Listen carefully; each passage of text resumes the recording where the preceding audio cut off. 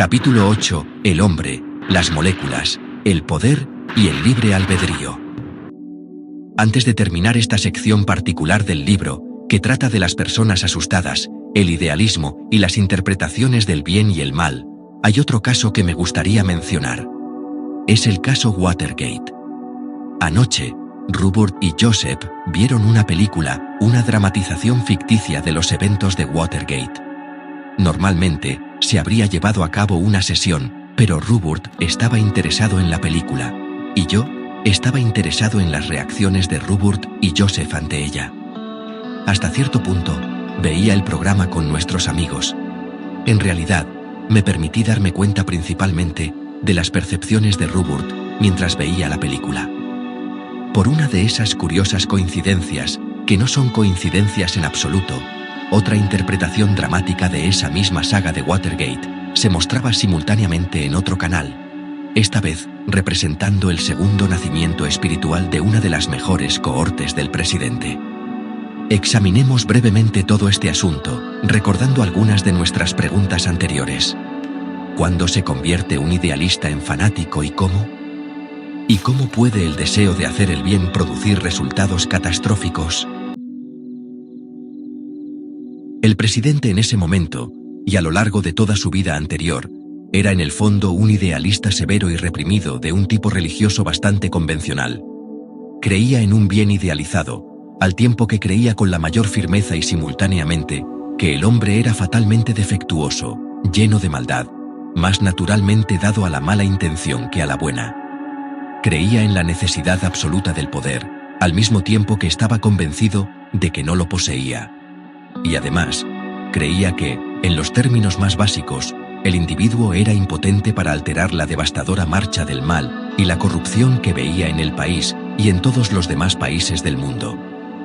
No importaba cuánto poder alcanzara, le parecía que otros tenían más, otras personas, otros grupos, otros países, pero su poder lo veía como malvado. Porque si bien creía en la existencia de un bien idealizado, sentía que los malvados eran poderosos y los buenos eran débiles y sin vigor. Se concentró en el vasto abismo que parecía separar el bien idealizado de la corrupción práctica, siempre penetrante, que a sus ojos crecía a pasos agigantados. Se veía a sí mismo como justo. A los que no estaban de acuerdo con él, los veía como enemigos morales. Finalmente le pareció que estaba rodeado de corruptos, y que cualquier medio a su disposición estaba justificado para derrocar a aquellos que amenazarían la presidencia o el Estado. Era tan paranoico como lo es cualquier pobre hombre o mujer iluso que siente, sin pruebas, que está siendo perseguido por criaturas del espacio, enemigos terrestres o extraterrestres, o poderes psíquicos malignos. Esa pobre gente construirá para sí misma una secuencia lógica de eventos, en la que el encuentro más inocente se convierte en una amenaza aterradora. Proyectarán ese miedo hacia afuera, hasta que parezcan encontrarlo en cada persona con la que se encuentren. Es obvio para la mayoría de los demás que tales puntos de vista paranoicos no se basan en hechos masivos. Su presidente en ese momento, sin embargo, tenía a su disposición una vasta información, por lo que estaba al tanto de muchos grupos y organizaciones que no estaban de acuerdo con sus políticas. Las utilizaba como en otras circunstancias. Un paranoico podría utilizar la visión de un coche de policía para convencerse de que lo estaba persiguiendo la policía, el FBI o lo que fuera. El presidente se sintió amenazado, y no solo personalmente, porque sintió que el bien que defendía en su propia mente estaba en peligro. Y de nuevo, dado que el bien idealizado parecía demasiado remoto y difícil de alcanzar, cualquier medio estaba justificado. Los que le siguieron, en el gabinete y demás, poseían el mismo tipo de características en un grado u otro. Nadie es tan fanático, y nadie puede ser más cruel que los santurrones. Es muy fácil para tales personas convertirse religiosamente después de episodios como Watergate, alineándose una vez más del lado del bien, buscando el poder de la comunión, volviéndose a la iglesia en lugar del gobierno, escuchando de una manera u otra la voz de Dios. Entonces, ¿cómo puede el idealista bien intencionado saber si su buena intención conducirá o no a alguna realización? ¿Cómo puede él saber, o cómo puede ella saber, si esta buena intención podría conducir de hecho a condiciones desastrosas. ¿Cuándo el idealista se convierte en fanático? Míralo de esta manera. Si alguien te dice que el placer está mal y que la tolerancia es debilidad, y que debes seguir este o aquel dogma ciegamente en obediencia, y si te dicen que este es el único camino correcto hacia el bien idealizado, entonces lo más probable es que estés tratando con un fanático. Si te dicen que mates por el bien de la paz, estás tratando con alguien que no entiende la paz ni la justicia. Si te dicen que renuncies a tu libre albedrío, estás tratando con un fanático. Tanto los hombres como las moléculas habitan en un campo de probabilidades y sus trayectorias no están determinadas. La vasta realidad de las probabilidades hace posible la existencia del libre albedrío. Si las probabilidades no existieran, y si no estuvieras hasta cierto punto consciente de las acciones y eventos probables, no solo no podrías elegir entre ellos, sino que, por supuesto, no tendrías ningún sentimiento de elección. No estaría al tanto de todo el problema. A través de tus elecciones conscientes mundanas, afectas todos los acontecimientos de tu mundo, de modo que el mundo de masas es el resultado de multitudinarias elecciones individuales. No podrías tomar decisiones en absoluto si no sintieras impulsos de hacer esto o aquello, de modo que las elecciones generalmente te involucran en tomar decisiones entre varios impulsos. Los impulsos son impulsos hacia la acción. Algunos son conscientes y otros no. Cada célula de tu cuerpo siente el impulso hacia la acción, la respuesta y la comunicación. Te han enseñado a no confiar en tus impulsos. Ahora, sin embargo, los impulsos te ayudan a desarrollar eventos de poder natural. Los impulsos en los niños les enseñan a desarrollar sus músculos y mentes, cada uno a su manera. Y como se verá, esos impulsos de naturaleza privada se basan, sin embargo, también en la situación más amplia de la especie y del planeta, de modo que idealmente, la realización del individuo conduciría automáticamente al mejor bien de la especie. Los impulsos, por lo tanto, proporcionan ímpetu hacia el movimiento, persuadiendo al cuerpo físico y a la persona mental hacia la utilización del poder físico y mental. Ayudan al individuo a impresionar al mundo, es decir, a actuar sobre él y dentro de él, de manera efectiva. Los impulsos también abren opciones que pueden no haber estado disponibles conscientemente antes. A menudo he dicho que la célula es precognitiva, y que a ese nivel, el cuerpo es consciente de una vasta información que no se conoce ni se aprende conscientemente. El universo, y todo lo que hay en él, está compuesto de información, pero esta información es consciente, y contiene la información relativa a todo el universo, que está siempre latente en todas y cada una de las partes de él. La fuerza motriz del universo y de cada partícula, onda o persona dentro de él, es el magnífico impulso hacia las probabilidades creativas, y la tensión que existe, la tensión exuberante, que existe entre las elecciones probables y los eventos probables. Esto se aplica a los hombres y a las moléculas, y a todas esas divisiones más pequeñas, hipotéticamente teorizadas, con las que a los científicos les gusta sorprenderse a sí mismos. Divisiones o unidades. En términos más mundanos, los impulsos a menudo provienen del conocimiento inconsciente. Este conocimiento es recibido espontánea y automáticamente por la energía que compone tu cuerpo, y luego es procesado para que la información pertinente que se te aplica pueda ser aprovechada.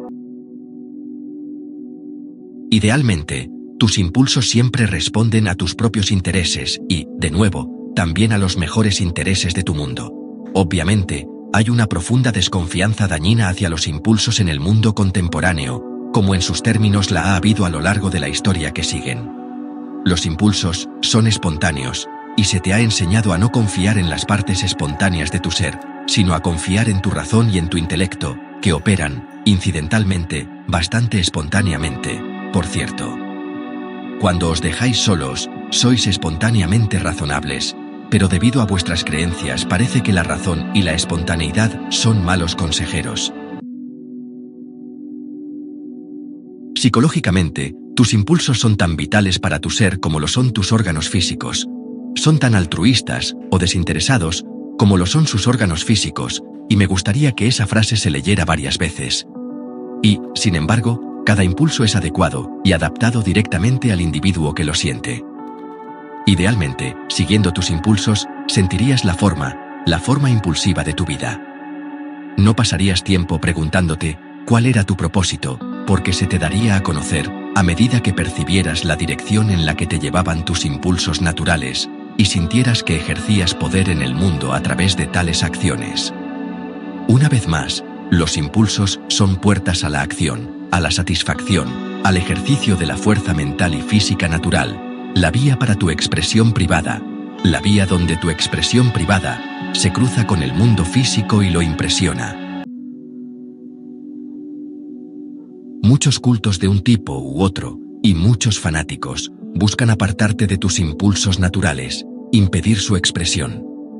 Buscan sabotear tu creencia en tu ser espontáneo, para que el gran poder de los impulsos sea maldito. Las avenidas de las probabilidades se cierran poco a poco hasta que realmente vives, si sigues tales preceptos, en un entorno mental cerrado, en el que parece que eres impotente. Parece que no puedes impresionar al mundo como deseas, que tus ideales siempre deben nacer muertos. Algo de esto se ha discutido anteriormente en este libro. En el caso de la tragedia de Jonestown, por ejemplo, toda puerta hacia una probable acción efectiva parecía cerrada. A los seguidores se les había enseñado a actuar en contra de sus impulsos naturales, con los miembros de sus familias. Se les había enseñado a no confiar en el mundo exterior, y poco a poco, la brecha entre el idealismo equivocado y una versión exagerada del mal del mundo bloqueó todas las puertas a través de las cuales se podía ejercer el poder, todas las puertas excepto una. El deseo de suicidio es a menudo el último recurso que les queda a las personas asustadas, cuyos impulsos naturales hacia la acción han sido condenados, intensificados por un lado, y sin embargo negados a toda expresión práctica. Hay un impulso natural de morir por parte de los hombres y de los animales, pero en tales circunstancias, ese deseo se convierte en el único impulso que el individuo se siente capaz de expresar, porque parece que otras vías de expresión se han cerrado. Hay muchos malentendidos acerca de la naturaleza de los impulsos, por lo que los discutiremos bastante a fondo. Siempre quiero enfatizar la importancia de la acción individual, porque solo el individuo puede ayudar a formar organizaciones que se conviertan en vehículos físicos para la expresión efectiva de los ideales. Solo las personas que confían en su ser espontáneo y en la naturaleza altruista de sus impulsos pueden ser lo suficientemente sabias como para elegir entre una miríada de futuros probables los acontecimientos más prometedores, porque una vez más, los impulsos tienen en cuenta no solo el mejor interés de las personas, sino el de todas las demás especies. Estoy usando el término impulsos para la comprensión del público en general, y en esos términos, las moléculas y los protones tienen impulsos. Ninguna conciencia reacciona simplemente a los estímulos, sino que tiene su propio impulso hacia el crecimiento y la realización de valores. A muchos de ustedes les parece que los impulsos son impredecibles, contradictorios, sin razón, el resultado de mezclas erráticas de productos químicos corporales, y que deben ser aplastados con tanta intención mortal, como algunos de ustedes lo harían cuando rocían un mosquito con insecticida.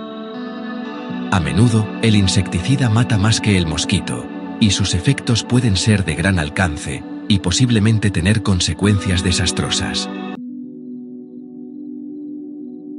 Sin embargo, considerar los impulsos como caóticos, sin sentido, o peor aún, perjudiciales para una vida ordenada, representa una actitud muy peligrosa. Un intento que causa muchos de sus otros problemas, un intento que a menudo distorsiona la naturaleza de los impulsos. Cada persona está impulsada por el deseo de actuar, y de actuar de manera beneficiosa, altruista, para poner prácticamente su sello en el mundo.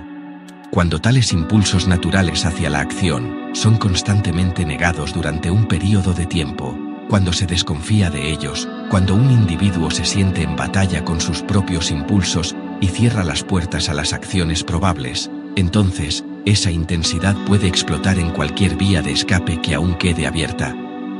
No estoy hablando de algo como la represión, como la usan los psicólogos, sino de un tema mucho más profundo, uno en el que se desconfía tanto del yo mismo, que los impulsos naturales de cualquier tipo se vuelven sospechosos.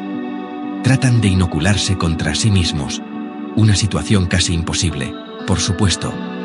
Esperas que tus motivos sean egoístas porque te han dicho que lo son. Y por eso cuando te sorprendes a ti mismo con motivos desagradables, casi te consuelas, porque piensas que al menos te estás comportando bien. Cuando te encuentras con buenos motivos, desconfías de ellos. Seguramente, piensas, debajo de este aparente altruismo, debe haber algunos motivos nefastos, o en el mejor de los casos egoístas, que se me escapan.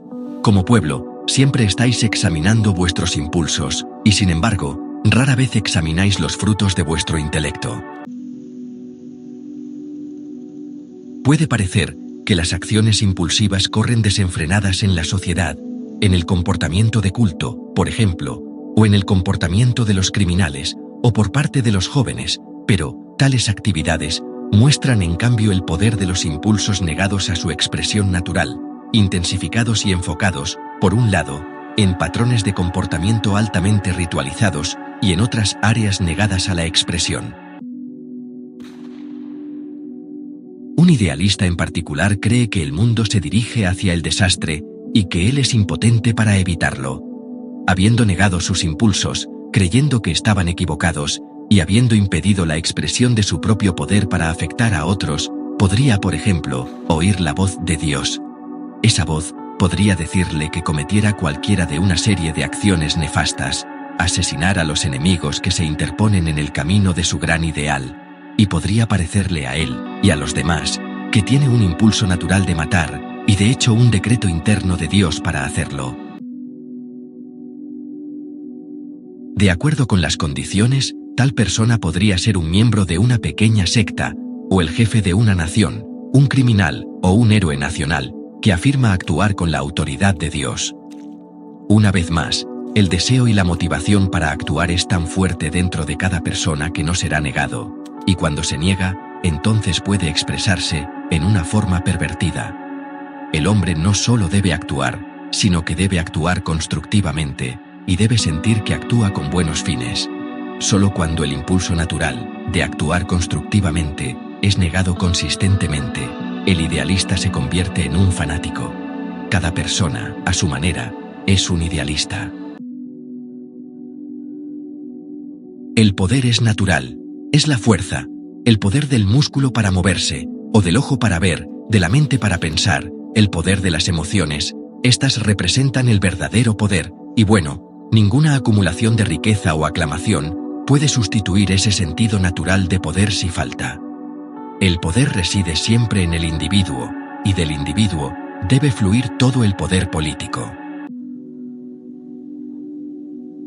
La democracia es una forma de gobierno muy interesante, porque exige mucho de la conciencia individual, y porque debe basarse principalmente en la creencia en los poderes del individuo. Es un tributo a esa creencia que ha perdurado en su país, y que ha operado con tanta vitalidad frente a creencias bastante opuestas sostenidas oficialmente, tanto por la ciencia como por la religión. La idea de democracia expresa la existencia de un alto idealismo, uno que exige organizaciones políticas y sociales que sean efectivas hasta cierto punto para proporcionar alguna expresión práctica de esos ideales. Cuando esas organizaciones fracasan y el abismo entre el idealismo y el bien realizado se vuelve demasiado grande, entonces tales condiciones ayudan a convertir a algunos idealistas en fanáticos. Aquellos que siguen con gran rigor los dictados de la ciencia o de la religión pueden cambiar de bando en un momento. El científico comienza a inclinar mesas o lo que sea, y de repente, disgustado por los límites del conocimiento científico, dirige toda su dedicación a lo que considera su opuesto, o el conocimiento intuitivo puro. Así, bloquea su razón tan fanáticamente como antes bloqueó sus intuiciones. El hombre de negocios que creía en los principios darwinianos y en la lucha por la supervivencia, que justificó la injusticia y tal vez el robo a su ideal de sobrevivir en un mundo competitivo, de repente se convierte en un fundamentalista en términos religiosos, tratando de ganar su sentido de poder ahora, tal vez, regalando la riqueza que ha acumulado, todo en un intento enmarañado de expresar un idealismo natural en un mundo práctico. ¿Cómo puedes confiar en tus impulsos cuando lees, por ejemplo, que un hombre comete un asesinato porque tiene un fuerte impulso de hacerlo, o porque la voz de Dios lo ordenó? Si algunos de ustedes siguieran sus impulsos en este momento, por ejemplo, los primeros impulsos naturales, podría parecer que serían crueles o destructivos. ¿Cómo afectan tus impulsos a tu experiencia futura y ayudan a formar el mundo práctico de la realidad masiva? Una vez más, se les ha enseñado a creer que los impulsos son erróneos, en general hablando, o en el mejor de los casos que representan mensajes de un subconsciente nefasto, dando voz a estados de ánimo y deseos oscuros. Por ejemplo, muchos de ustedes creen en la base de la psicología freudiana, que el hijo naturalmente quiere desplazar al padre en las atenciones de su madre, y que debajo del amor del hijo por su padre, se enfurece la intención asesina de matar. Idiotez ridícula. Rubert ha estado leyendo su propia poesía antigua, y se horrorizó al encontrar tales creencias en una forma bastante brutal y concentrada. ¿Has negado muchos impulsos o has programado otros para que solo se les permita expresarse en ciertas formas de acción? Si alguno de ustedes todavía cree en el yo freudiano o darwiniano, entonces desconfiará de los impulsos de examinar su propia conciencia, temeroso de los escombros asesinos que puedan descubrirse. No estoy hablando meramente en términos hipotéticos. Por ejemplo, una mujer bien intencionada estuvo aquí recientemente. Se preocupaba por su condición de sobrepeso y estaba deprimida por lo que pensaba que era su falta de disciplina al seguir las dietas. En su consternación, visitó a un psicólogo, quien le dijo que su matrimonio podría ser de alguna manera parte del problema. La mujer dijo que nunca regresó. Temía descubrir en sí misma el impulso oculto de matar a su marido o de romper el matrimonio, pero estaba segura de que su condición de sobrepeso ocultaba algún impulso desafortunado. En realidad, la condición de la mujer ocultaba su impulso primario, comunicarse mejor con su marido, pedirle expresiones definidas de amor. ¿Por qué no la amaba tanto como ella lo amaba a él? Al fin y al cabo, podía decir que se debía a su sobrepeso, ya que él siempre comentaba negativamente sobre su opulencia carnosa, aunque no usaba una frase tan simpática. No podía expresar su amor por ella en los términos que ella deseaba, porque creía que las mujeres, si se les permitía, destruirían la libertad del hombre, e interpretó la necesidad natural de amor como una desafortunada demanda emocional. Ambos creían que las mujeres eran inferiores, y sin saberlo, seguían un dogma freudiano. Las ideas de las que hemos estado hablando, entonces, están íntimamente conectadas con sus vidas. El hombre que acabamos de mencionar niega a menudo sus impulsos personales.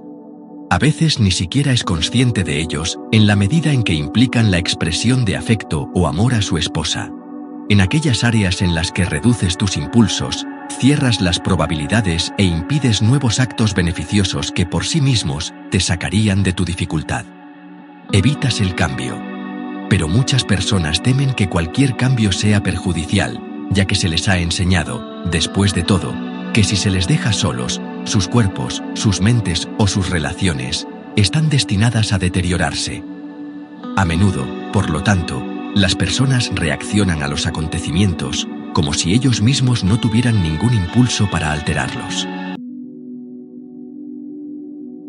Viven sus vidas como si la experiencia no solo los limitara a una breve vida, sino a una vida en la que son víctimas de su química. Miembros accidentales de una especie arruinada que es asesina hasta la médula. Otra mujer, una amiga, encontró una pequeña llaga en su pecho. Recordando bien el aluvión de sugerencias negativas que se hacen pasar por medicina preventiva, los anuncios de servicio público sobre el cáncer, estaba llena de presentimientos. Fue al médico, quien le dijo que no creía que hubiera nada malo. Sin embargo, sugirió radiografías, solo para estar seguro, por lo que su cuerpo fue tratado con una dosis básicamente innecesaria de radiación en nombre de la medicina preventiva. No estoy sugiriendo que no visiten al médico bajo tales situaciones, porque el peso de sus creencias negativas sobre sus cuerpos generalmente hace que sea demasiado difícil para ustedes soportar tales incertidumbres solos. Sin embargo, tales acciones hablan demasiado alto de sus creencias masivas, que involucran la vulnerabilidad del yo y su carne. Para mí, es casi inconcebible que, desde su posición, alguno de ustedes considere seriamente que la existencia de su exquisita conciencia pueda ser posiblemente el resultado de un conglomerado de productos químicos y elementos mezclados por un universo formado accidentalmente, y que pronto desaparecerá. Mucha más evidencia está disponible para ti: el orden de la naturaleza, el drama creativo de tus sueños, que proyectan tu conciencia en otros tiempos y lugares. La misma precisión con la que creces espontáneamente, sin saber cómo, de feto a adulto. La existencia de temas heroicos, búsquedas e ideales que impregnan la vida incluso del peor sinvergüenza. Todo esto da evidencia del contexto más amplio en el que tienes tu ser. Si el universo existiera como te han dicho, entonces no estaría escribiendo este libro.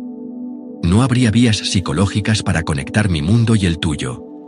No habría extensiones del yo que te permitieran recorrer tal distancia psicológica hasta esos umbrales de la realidad que forman mi entorno mental. Si el universo estuviera estructurado como se te ha dicho, la probabilidad de mi existencia sería nula en lo que a ti respecta.